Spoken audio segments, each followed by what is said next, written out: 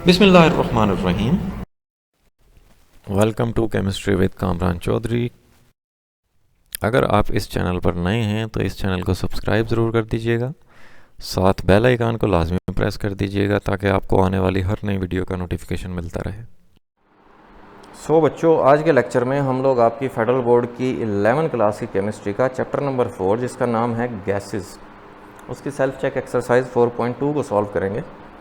Self check exercise 4.1 हम solve कर चुके हैं। ठीक, अगर आपने वो लेक्चर देखना है तो आप चैनल पर जाएं, प्लेलिस्ट सेक्शन में जाएं, वहाँ पे प्लेलिस्ट मौजूद है self check exercises of chapter number 4 gases.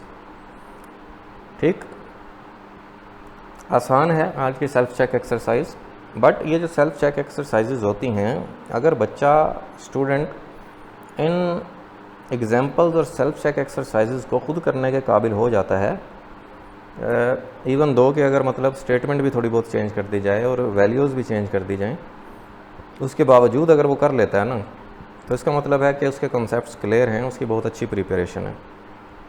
ठीक है, तो ये ध्यान से समझिएगा, आसान है बहुत। चलते हैं सेल्फ चेक एक्सरसाइज 4.2 की स्टेटमेंट पे और उसके सोल्यूशन पे। सबसे पहले हम लोग स्टेटमेंट देख लेते हैं।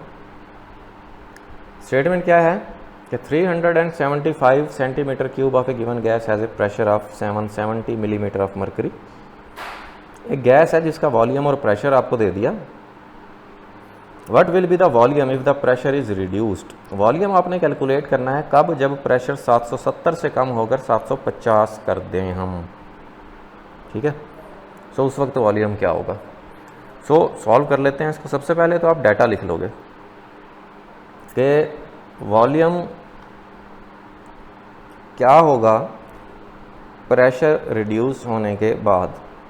प्रेशर रिड्यूस होने से पहले का जो प्रेशर है उसको हम P1 बोल देते हैं, जो कि 770 मिलीमीटर ऑफ मरकरी है, और वॉल्यूम को हम V1 बोल देंगे, और रिड्यूस करने के बाद का जो प्रेशर है उसको हम P2 बोल देते हैं, जो कि 750 मिलीमीटर ऑफ मरकरी है।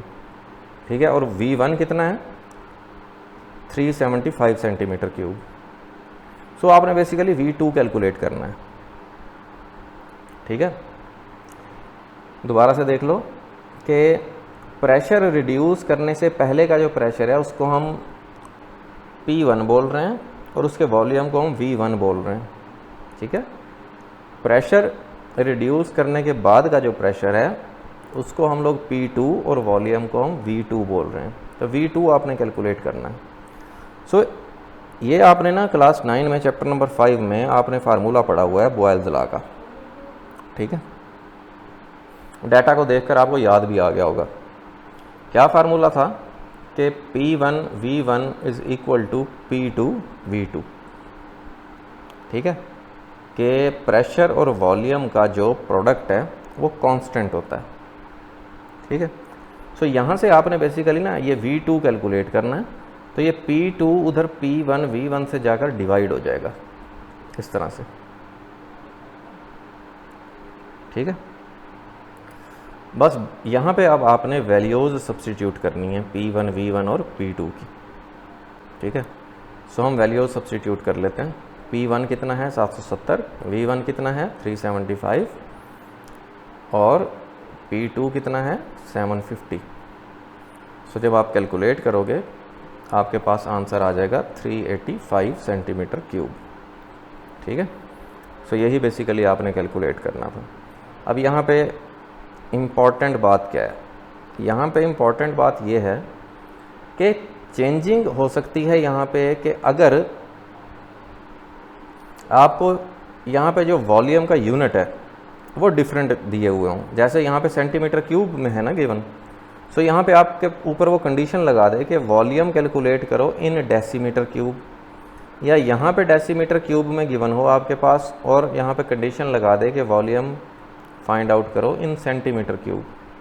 ठीक है, उसके लिए आपको फिर ध्यान करना पड़ेगा। अगर यहाँ पे सेंटीमीटर क्यूब में गिवन है वॉल्यूम V1 और V2 को वो कह रहा है डेसीमीटर क्यूब में आपने फाइंड आउट करना है, तो इसको भी पहले ही डेसीमीटर क्यूब में कन्वर्ट कर लो। ठीक है, फिर ये वाला फार्मूला लगा देना या अगर ये डेसीमीटर क्यूब में गिवन है और ये यहाँ पे पूछ रहा है आपको V2 के सेंटीमीटर क्यूब में कैलकुलेट करो, ठीक है, तो इसको पहले ही सेंटीमीटर क्यूब में कन्वर्ट कर लेना। ठीक हो गया। सो बस ये ध्यान रखना है, बाकी मतलब और ज़्यादा कोई चेंजिंग होगी नहीं यहाँ पे। ठीक हो गया। सो ये थी आपकी सेल्फ चेक एक्सरसाइज 4.2। होपफुली बहुत अच्छे से क्लियर हो गई होगी। फिर भी अगर कोई क्वेश्चन है नीचे कमेंट सेक्शन में पूछ लेना। वीडियो पसंद आई है तो चैनल को सब्सक्राइब ज़रूर कीजिएगा, वीडियो को लाइक और शेयर ज़रूर कर दीजिएगा। Thank you so much for watching this video.